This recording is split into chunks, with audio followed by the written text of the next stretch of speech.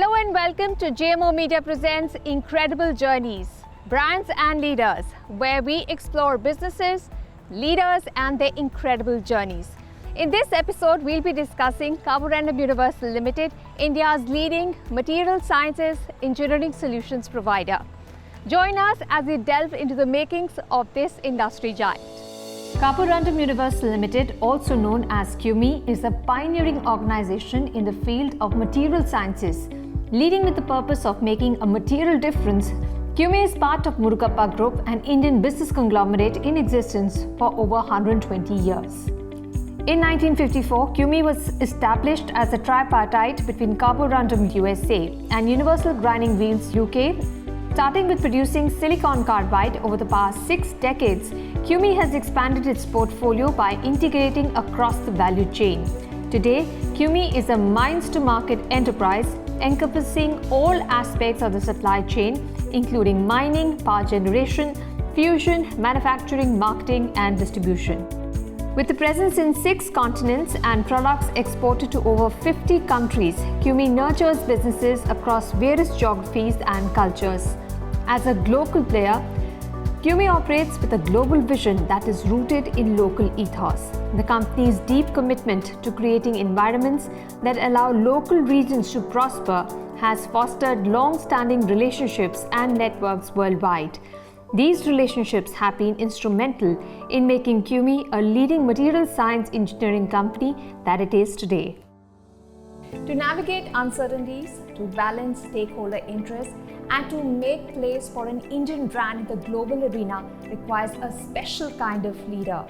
It is my pleasure to welcome onto the show Mr. N. Ananthaseshan, the Managing Director of Carborundum Universal Limited. Thank you so much, sir, for speaking with us. Thank you so very much.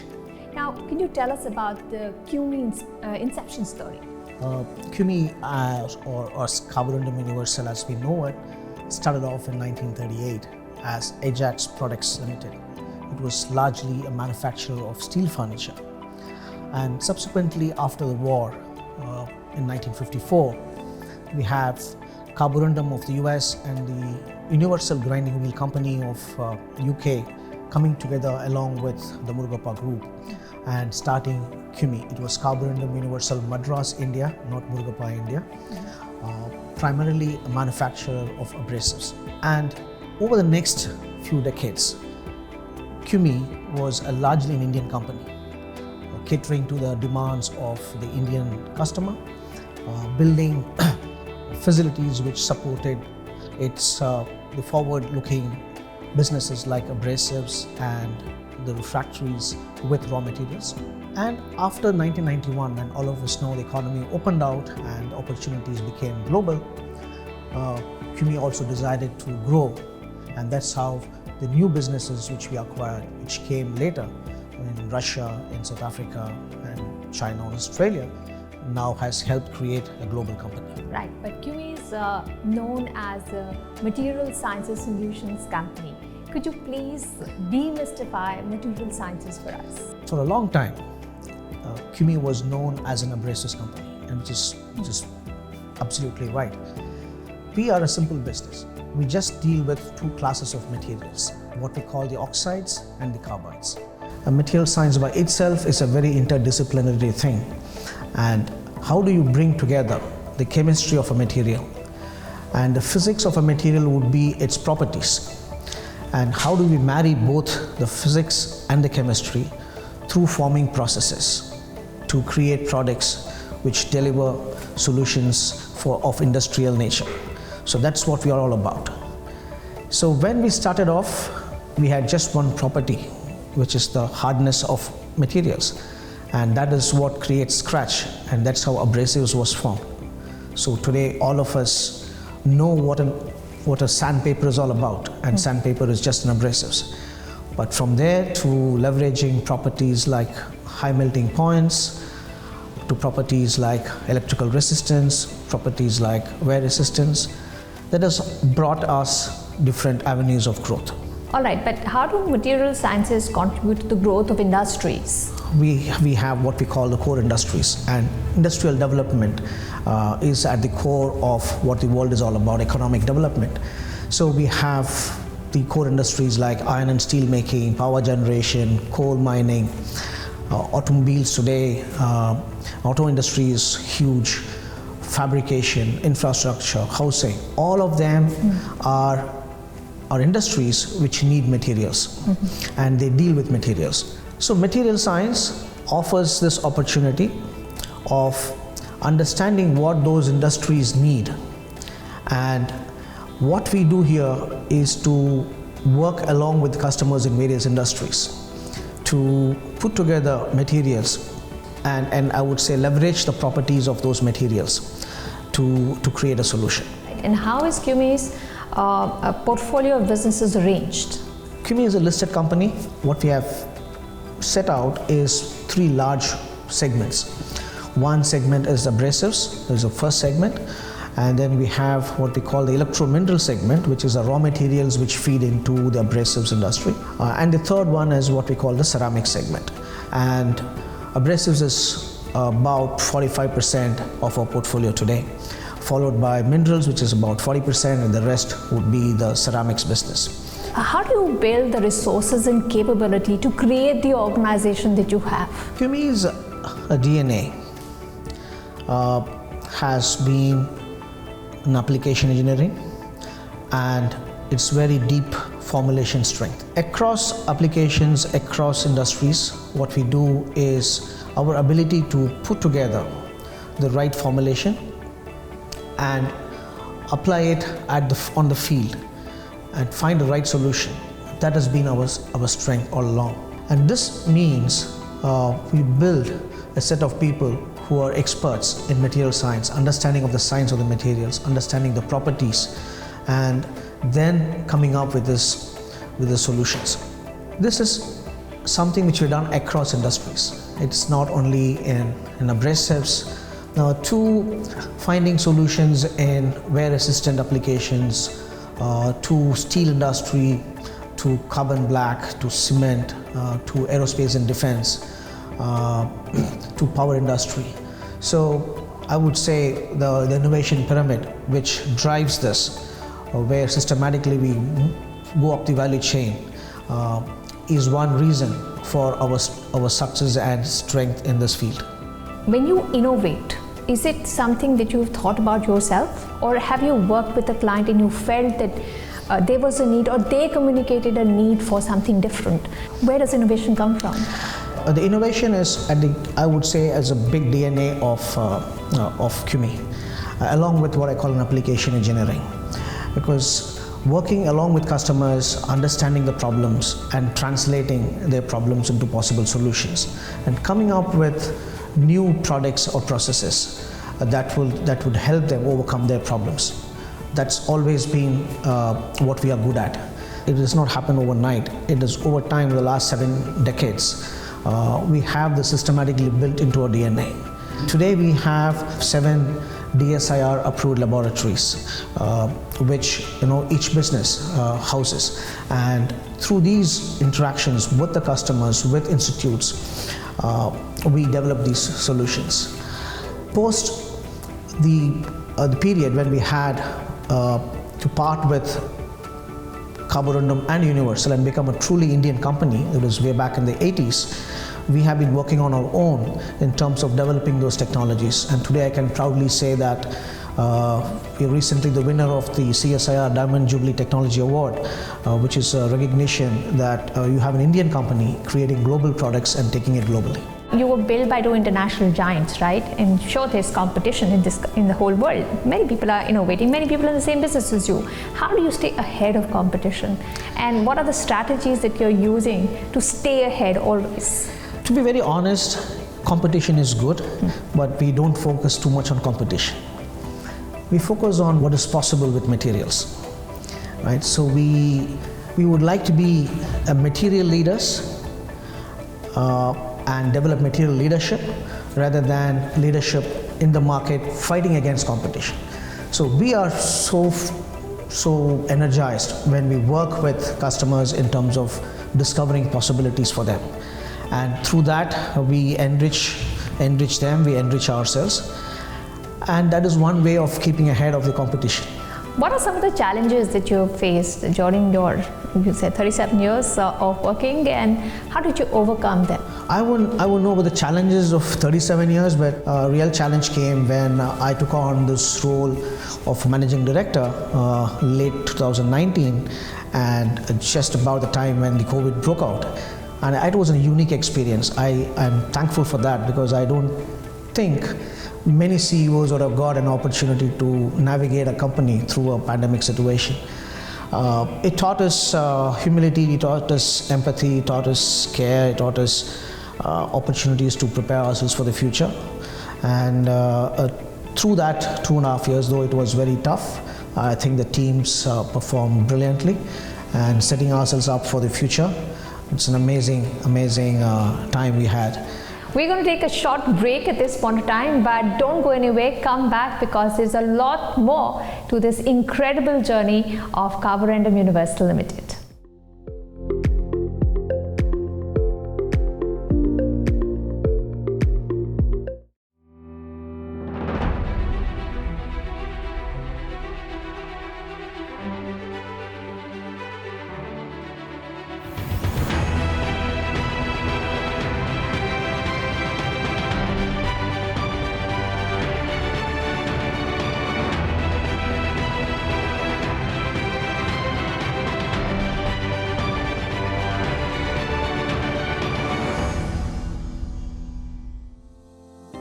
Welcome back. You're watching Incredible Journeys, Brands and Leaders, and I have with me Mr. N. Ananthaseshan, the Managing Director of Carborundum Universal, who's been talking with us for some time. Could you talk to us about some of the international partnerships that CUMI has got into and whether they have contributed to the success of the company? CUMI started off as I said, a tripartite joint venture. So it was born out of a joint venture. So it's in our DNA to grow through alliances, acquisitions. Through our journey, we have nurtured very deep relationships with global leaders. Some of our early joint venture partners were Morgan Thermal Ceramics of the UK. Subsequently, when we grew outside the country, we acquired companies. Our largest manufacturing foray for the group and for the company is in Russia, where we manufacture silicon carbide. Possibly the single largest location or producer of silicon carbide in the world. So we have other partnerships, which is in South Africa, Fosco Zirconia, joint venture partnerships in Australia. And recently, earlier last year, we acquired 2 companies in Germany, Rhodius Abrasives and Avuco Abrasives. Both of them are leaders in the coated abrasives and in the cutting and grinding wheel applications. So CUMI has always grown both within organically and also growth through inorganic routes. But the philosophy is it has to make sense to the business. It is just not acquisition for the sake of a top line. It has to fit into our scheme of things, into the ecosystem of that particular segment that we are looking at. And that's again the philosophy with which we are growing. So whether it is in abrasives or ceramics or even the mineral space, it will be through partnerships. So can you describe CUMI's corporate culture? And given that you've had so many international tie-ups and the diverse culture and the workforce that you have, how do you develop this corporate culture in your company? I would describe the corporate culture as more an entrepreneurial culture. CUMI is a collection of businesses, but there is a thread of commonality between each business. In the abrasive space, we have operations largely in India. We have operations in Germany now. We have operations in Russia. But all of them, though they are in the same segment, they are run independently. We also have a lot of interactions between teams in these segments. So we have project teams working with each other across boundaries, across businesses.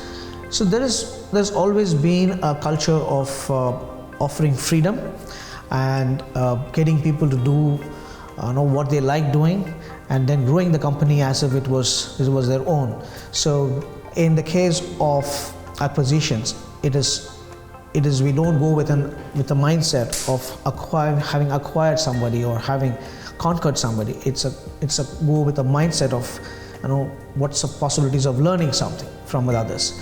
So there is always a deep sense of sharing of knowledge, and that has opened out people to each other across cultures. So we have great relationships with people in Russia, now with people in Germany or Australia. So where teams work across and grow the business. So what is CUMI's approach to talent management and employee development? How we recruit people, how we train them, how we nurture them, and how we grow them is part of the talent development process at CUMI. So right from programs like the GET programs, the graduate engineer training programs, where we pick people consciously every year and put them through a rigorous 1 year of induction, where they get to work at various locations, various positions, and then move on to what their interests lie or what the companies require them to work on, is something at a GET level. Then as people grow, so we also have a formalized system of what we call a CLP program, which is a CUMI leadership program, which identifies the bright sparks from the set of individual people who could be potentially managing a larger teams. And as they move up again, so we pick what we call the business leadership program, where this is a program for senior leadership. And as an engineering company, most of us are engineers and not MBAs. So as one grows up the ladder, we also need to have those management inputs, and that is where the BLP program comes in. So we have a GETs, CLP, BLP programs, which leads to a pool of talent who can run companies over time. Of course, in between, you also support them by sending people on to specialized training programs like the Fulbright scholarship programs, or even having sabbaticals for technical guys to do their PhD programs while they are working. How does CUMI approach sustainability and environmental responsibility in its manufacturing operations? So there's 3 segments that we are in, which is the abrasives, the minerals, and the ceramics. They are consumers of large amounts of energy. They also deal with minerals processing, which means inevitably dust. They also have a certain amount of waste, and we decided that we would become a much more cleaner, more responsible production sites across the world. We took a target of reducing our energy intensity, emission intensity, water intensity, and waste intensity by 25% by the year 2025.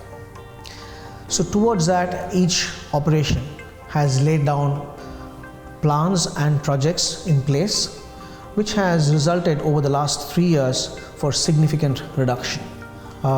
In silicon carbide, we produce 100,000 tons in Russia. It's one of the cleanest factories, and we recently got the environmentally best run factory award in Russia for that. Similar is the case in Kerala, where we have been receiving awards from the state government for both energy conservation, water conservation, and for environmental cleanliness. This is a journey which we will continue to pursue, and through this we believe that we can make a material difference, not only to what we do at work, but to all the people who are involved in the company and as customers as well.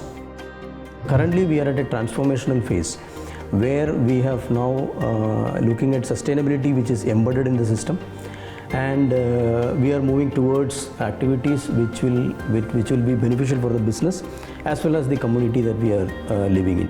What are the biggest opportunities for CUMI over the next 5-10 years, and what is your vision for this time? CUMI has grown today in its 3 traditional product segments, and going forward, the developments what we see around us in industry, whether it is in electronic space, whether it is the disruption what we are seeing in automobile industry, moving away from traditional ICE engines to EVs, to cleaner and cleaner processes, other digital disruptions like artificial intelligence happening. All these things will have a bearing on what CUMI does. What we believe is that all these industries would require next level of material science, next level of materials technologies to make it happen.